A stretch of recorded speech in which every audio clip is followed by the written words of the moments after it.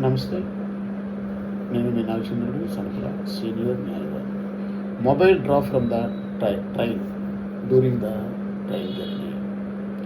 Mobile పడిపోతే ఏం చేయాలి?